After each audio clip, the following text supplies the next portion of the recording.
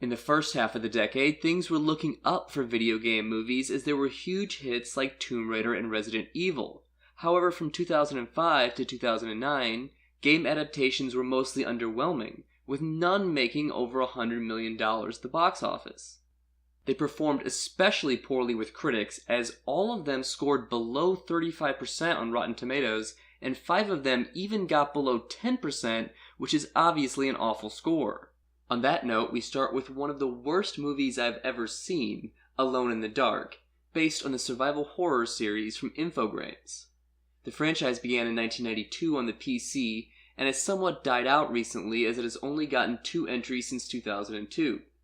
The film adaptation was directed by infamous German filmmaker Uwe Boll, who is notorious for making exceptionally awful movies, many of them inspired by video games.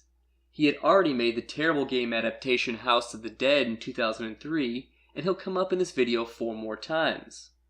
Alone in the Dark has an astonishingly bad Rotten Tomatoes score of 1%, and it currently has an IMDb user rating of 2.3, making it the 43rd lowest rated movie on the site. Pretty much everything about the film is embarrassingly bad, starting with the acting from B-list stars like Christian Slater, Tara Reid, and Steven Dorff, and there's also some very fake-looking CGI used to portray the monsters. Peter Hartlaub gave a particularly scathing review for the San Francisco Chronicle, writing, quote, "It fails so miserably as both an action and horror picture that it succeeds as a comedy.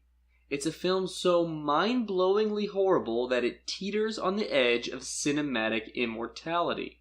Alone in the Dark was released in January of 2005 and made a paltry $10 million on a $20 million budget. The better and higher grossing game adaptation of 2005 was Doom, based on one of the biggest franchises in gaming.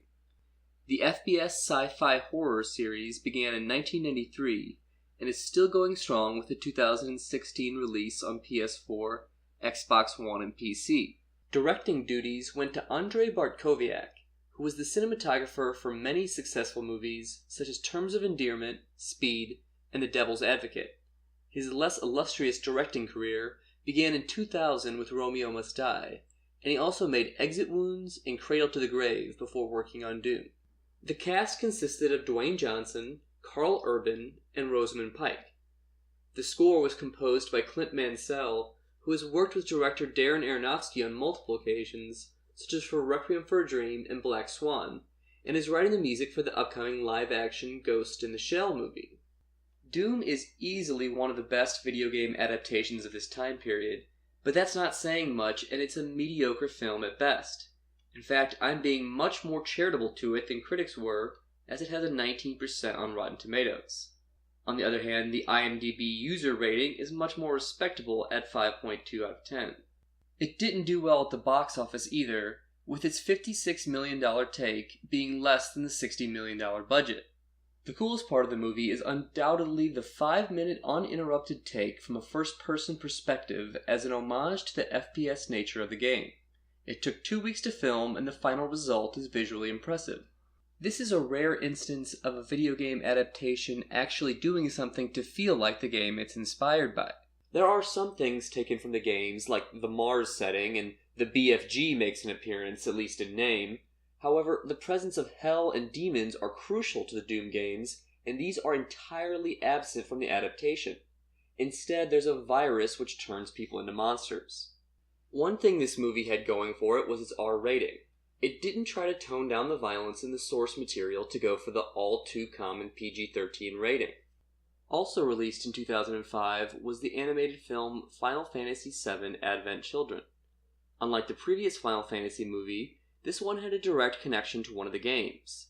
It was set 2 years after the events of the 1997 PlayStation game Final Fantasy VII. There were 3 mainstream video game movies in 2006. The first and worst was Blood Rain, which came to American theaters that January. Blood Rain was a hack-and-slash series that appeared on the PlayStation 2, Xbox, and GameCube. The movie has the unfortunate distinction of being the 3rd video game adaptation from Uwe Boll. You'll be surprised to hear it ended up being an exceptionally terrible and incoherent mess, and getting lambasted by critics. There was a slight improvement over Alone in the Dark, as it has a 4% on Rotten Tomatoes as opposed to a 1. This must have been before everyone realized how terrible Bull was, as the cast includes several well-known actors such as Ben Kingsley, Michael Madsen, and Michelle Rodriguez. Although to be fair, they've all been in their fair share of stinkers. Most bizarrely of all, Blood Rain also features an appearance by singer Meatloaf, who gives a hilariously over-the-top performance. This is in contrast to Michael Madsen, who barely shows any emotion. A significantly better film was released in April of 2006 in Silent Hill, based on the Konami survival horror series. It starred Sean Bean, who portrayed Ned Stark in Game of Thrones, and Boromir in Lord of the Rings, as well as Radha Mitchell and Alice Krieg, who you may know as the Borg Queen from Star Trek First Contact or from Thor: The Dark World. French filmmaker Christophe Gans directed. He had previously made Brotherhood of the Wolf, and later made a version of Beauty and the Beast. The film was somewhat financially successful as it almost doubled its production budget of $50 million. I find it to be a decidedly average movie that doesn't stand out or capture the disturbing atmosphere from the games, although it is relatively faithful compared to many other films based on games. There's definitely gore, some cool visuals, and Pyramid Head even appears, but the games are much more subtle and creepy. The final video game movie of 2006 was DOA, Dead or Alive, adapted from the 3D fighting franchise from Tecmo. Like the games, the film is over the top and highly sexualized. The movie's main attraction seems to be watching scantily clad women fight, and there are plenty of gratuitous shots of the actresses in their underwear. There's even a lengthy beach volleyball scene that seems to serve no purpose besides having the main characters in bikinis for a while. DOA can really only be enjoyed in the it's so bad it's good kind of way. Other than that, the action scenes are decent, at least compared to the rest of this turkey, but are really the only reason to even consider watching this. Jamie Presley of My Name is Earl is incredibly miscast in this, and it's impossible to take her seriously as a skilled, tough fighter. Slightly more believable is Devon Aoki, who appeared as Miho in Frank Miller's Sin City. Eric Roberts also appears as the villain. Furthermore, this is a small nitpick, but the title is quite redundant and silly, as there's really no reason to have the acronym DOA and then immediately spell out Dead or Alive. Surprisingly, this actually has the highest score on Rotten Tomatoes of any video game movie in this time period at 34%, although it doesn't have as many reviews as some of the others. Moving on to 2007, for the third year running we have a video game dud from Uwe Boll. This time it was Postal, based on a series of PC shooters that began in 1997. The film adaptation did have a few well-known stars, such as J.K. Simmons, who was famous for his portrayal of J. Jonah Jameson in the original Spider-Man trilogy, Vern Troyer, who played Mini-Me in Austin Powers, and Dave Foley from News Radio and Kids in the Hall. Unlike Boll's previous video game-themed abominations, this was a comedy, albeit a very dark one, dealing with controversial topics. 9/11 is a major plot point, and Osama bin Laden and George W. Bush are characters. Boll continued his upward trend on Rotten Tomatoes as he managed to reach an 8% approval rating with this effort. The film was equally abysmal in a financial sense, as it cost $15 million to make and only made a paltry $146,000 at the box office. 2007 also had Resident Evil Extinction, the third installment in the franchise. Paul W.S. Anderson, who wrote and produced the first two films and directed the first one, returned to produce. The director was Russell Mulcahy, who made Highlander and Highlander 2: The Quickening. Mila Jovovich again starred as Alice, and the character of Claire Redfield, who was in the games Resident Evil 2 and Resident Evil Code Veronica, was introduced in this film, played by Ali Larter. Also featured are Ashanti, Oded Fair, and Ian Glenn, who later played Jorah Mormont on Game of Thrones. Like the first two, reviews weren't great, and Extinction has a score of 41 out of 100 on Metacritic. However, the IMDb user rating is a 6.3 out of 10, and it did well financially, making $50 million in the United States and $147 million worldwide. Notably, this was the first live-action franchise based on video games to make it to a third installment, and it's still the only one if you don't count direct-to-video films. Since this one, there have been 3 more Resident Evil films, with Resident Evil The Final Chapter coming out this January. The stealth series Hitman was also turned into a movie in 2007. The Hitman game started on PC in 2000 and have since been on PlayStation 2, 3, and 4, all the Xboxes, GameCube, PlayStation Vita, and iOS. The movie was directed by French filmmaker Xavier Gens, and the cast included Timothy Olyphant from Scream 2 and Justified, Olga Kurylenko from Quantum of Solace and Oblivion, and Dougray Scott, who played the villain in Mission Impossible 2. Hitman was a financial success, with its $24 million budget being quadrupled by its $100 million box office gross. The critical reception was a much different story. It scored 35 on Metacritic and only 14% on Rotten Tomatoes. This may have been due to the troubled production, as the director was supposedly removed for reshoots. The franchise would end up being rebooted in 2015 with Hitman Agent 47. In 2008, Uwe Boll somehow managed to release 2 terrible video game films in one year. The first was the awkwardly titled In the Name of the King, A Dungeon Siege Tale. The Dungeon Siege series consisted of role-playing games for the PC, developed by Gas-Powered Games and published by Microsoft.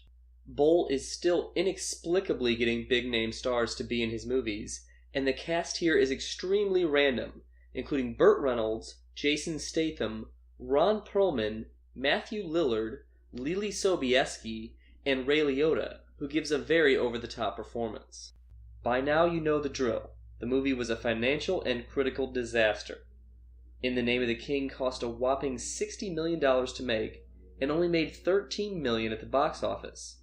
Boll earned yet another single-digit Rotten Tomatoes score with 4%, and the IMDb user rating is 3.8 out of 10.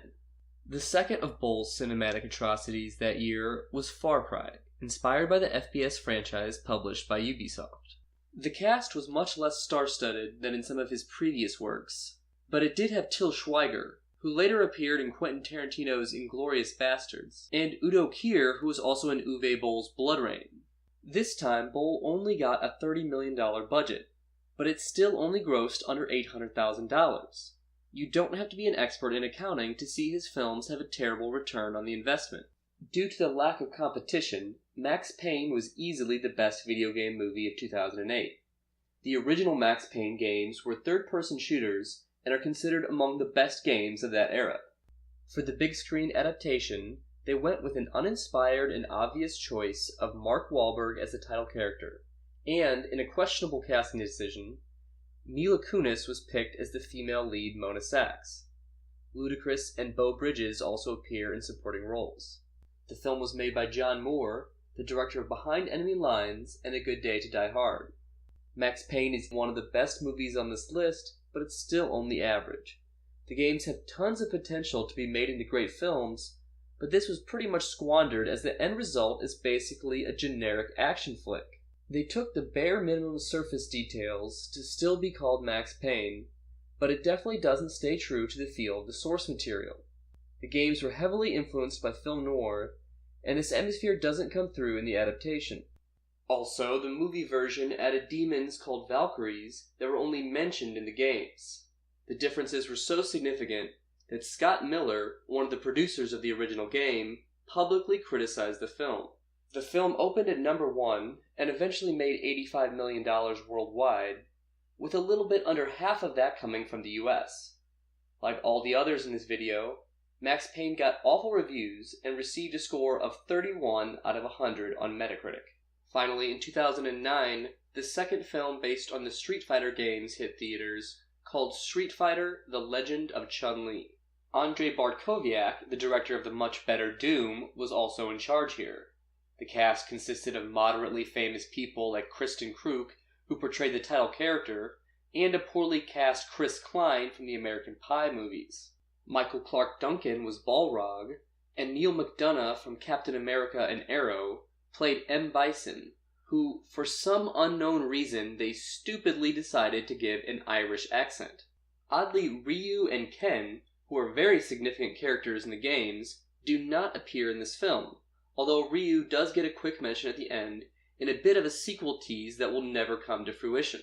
This film has a pathetic 6% on Rotten Tomatoes, which is the lowest score of any movie mentioned in this video not directed by Uwe Boll. It's well deserved, as pretty much everything about The Legend of Chun-Li is cheesy and terrible. You'd expect the acting and dialogue to be bad, but the special effects are awful and the fight scenes aren't even well choreographed and often look ridiculous. Fans don't seem to like it much either. Its IMDb score is only 3.7. That's all for this one. Thanks for listening, and keep an eye out for the next one, where I'll discuss films such as Resident Evil Afterlife, Prince of Persia, and Tekken.